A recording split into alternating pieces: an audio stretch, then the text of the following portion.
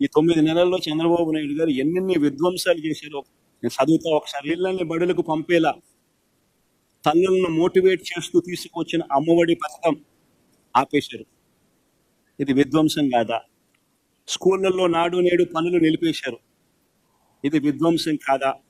English మీడియంను సిబిఎస్ఈని అక్కడి నుంచి IB దాకా ప్రయాణాన్ని 3వ తరగతి నుంచి టోఫుల్ క్లాసులను తీసేశారు. పిల్లలను ప్రపంచ స్థాయి విద్యకు దూరం చేశారు. మరి ఇది విధ్వంసం కాదా? 8వ తరగతి పిల్లలకు 8వ తరగతికి వచ్చేసరికి ప్రతి సంవత్సరం ట్యాబులు ఇచ్చే పరిస్థితి నుంచి ప్రోత్సహించాల్సింది పోయి ఆ ట్యాబుల పంపిణీ కార్యక్రమం ఆపేశారు. ఇది విధ్వంసం కాదా? సబ్జెక్ట్ టీచర్ల కాన్సెప్ట్కు గ్రహణం పట్టించారు. ఇది విధ్వంసం కాదా? వసతి దీవెన పథకం పూర్తిగా రద్దు చేసి విద్యా దీవెన పథకం అరకొరగా దులిపిస్తూ పిల్లల చదువులతోనూ వాళ్ళ జీవితాలతోనూ చెలగాటమాడడం విధ్వంసం కాదా? ఆరోగ్యశ్రీ ఊపిరి తీసేశారు. ఆరోగ్య ఆసరా కనపడకుండా చేశాడు. ఈరోజు పేదవాడు ఆంధ్ర రాష్ట్రంలో ఏదైనా అప్పుల పాలు కాకుండా వైద్యం చేయించుకునే పరిస్థితి లేని చంద్రబాబు నాయుడు గారు తీసుకొచ్చాడు. ఇది విధ్వంసం కాదా? రైతు భరోసా నిలిపివేసి రైతులతో ఆడుకోవడం విధ్వంసం కాదా? 0 వడ్డీ తీసేయడం విధ్వంసం కాదా? ఉచిత క్రాప్ ఇన్సూరెన్స్ పథకం రద్దు చేయడం విధ్వంసం కాదా? రైతుల్ని నాశనం చేస్తూ ఆర్బీకే వ్యవస్థను నిర్వీర్యం చేయడం విధ్వంసం కాదా? ఈ క్రాప్ విధానాన్ని రద్దు చేయడం విధ్వంసం కాదా? అక్క చెల్లెమ్మలు సైతం చేయూత, ఈబీసీ నేస్తం, కాపు నేస్తం, 0 వడ్డీ, అమూల్ ఇటువంటి పథకాలతో చెయ్యి పట్టుకుని నడిపిస్తా ఉన్న పరిస్థితి నుంచి, ఆసరా ఇటువంటి పథకాలతో చెయ్యి పట్టుకుని నడిపిస్తా ఉన్న పరిస్థితుల నుంచి ఆ పథకాలన్నింటినీ రద్దు చేయడం అక్క చెల్లెమ్మల జీవితాలలో విధ్వంసం కాదా?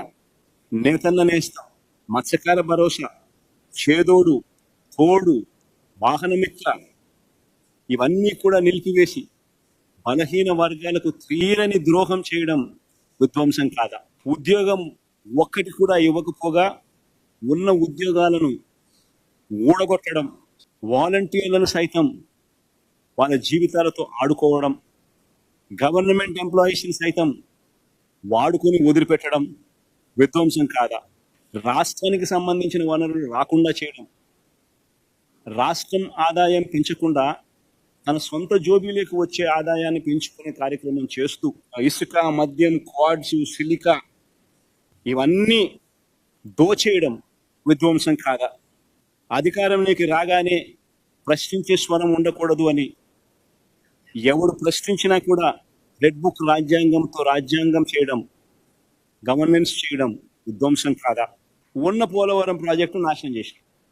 ఇది పోలవరానికి సంబంధించి డిమాండ్ ఫర్ గ్రాంట్స్లో బడ్జెట్ డాక్యుమెంట్లో ఉన్న copy. The proposal is revised cost of 30,436 crores for completion of Polavaram irrigation project with water storage up to 41.15 meters, అంటే 45.70 ఎగిరిపోయింది.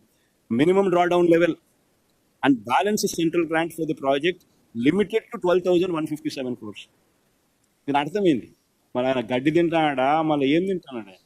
ఇప్పుడు బ్యాలెన్స్ 12,157 కోట్లు మాత్రమే ఇస్తాము, ప్రాజెక్ట్ ఎత్తు 41.15కి కన్ఫైన్ చేస్తున్నాము అని వాళ్ళు చెప్తా ఉంటే అది ఎట్ట చెప్పనిచ్చినాడు? మరి ఇది విధ్వంసం కాదని అడుగుతా ఉన్నా.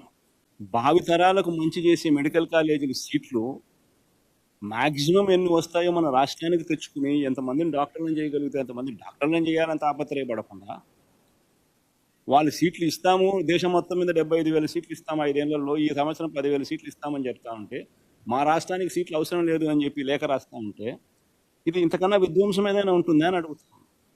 ఒకసారి మీరందరికీ కూడా ఆలోచన చేయమని కోరుతా ఉన్నా.